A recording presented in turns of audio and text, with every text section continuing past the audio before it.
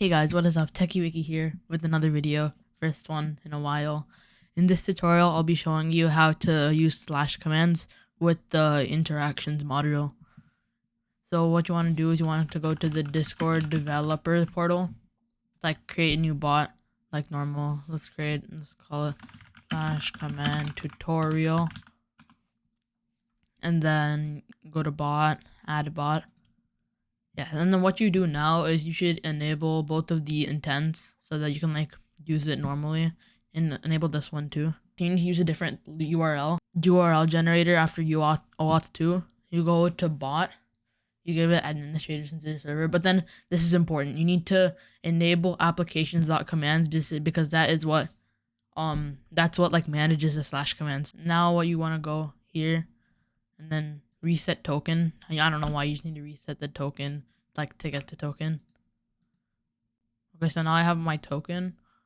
I will go to the environment variable tab, which is like, I don't know. It's like added like maybe a year ago.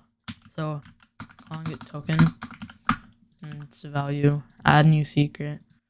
And then, so what you want to do, import interactions, and then import os token equals os.environ.get token. This is basically just like getting the token from the environment files.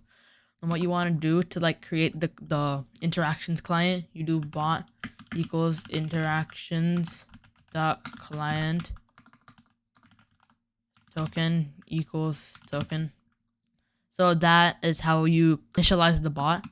And then the thing to like tell when the bot is ready is the same as normal discord.py at bot.event async def on ready.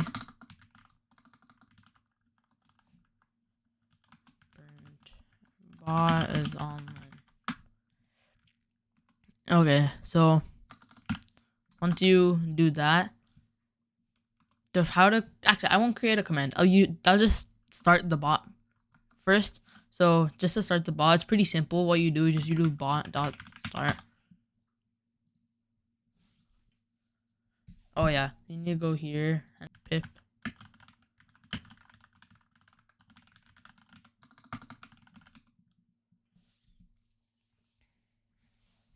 Okay. So let me go to Discord, and then the slash command tutorial bot is online. Okay, so to create a command, what you want to do is you need to like, once you create a command, you can only like create it, say one guild has a scope. So we can go to Discord, and then we can copy the ID of the server, and then we can say server ID equals that. So, and then this will be useful in the future. So to create a command, you should do bot.command, and then you do a parenthesis, but then you need to open the bracket. This is an optional step. I just like to do it because it looks cleaner. You need to like tell the name of the command. Name equals hello. And then to create a description, you do description.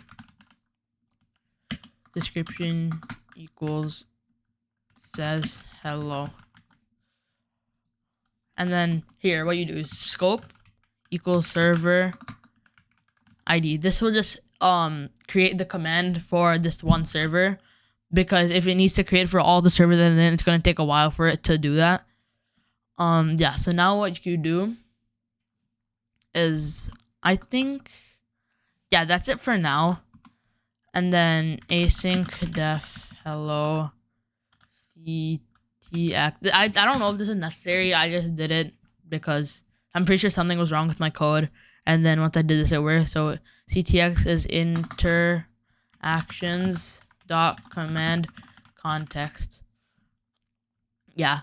That, and then you can do 08 ctx dot send, create an f string if you like, and hello ctx. Okay, we can try this. You can see if it works. Okay, so slash hello. Hello cream muncher. That is my username. Yeah, so it works. This is the first part of the tutorial. In the second part of the tutorial, I'll be teaching you how to make it so that you can type in an option, and then the bot will recognize what you typed and then do an action based on what you typed in. And yeah, this is the first part of the tutorial. I hope you enjoyed. Please like and subscribe. And this is like, I don't usually do this much, but I'm actually coding custom Discord bots. If you give me like Nitro, or like DM me what you want on Discord. My username is curry space muncher hashtag 0014.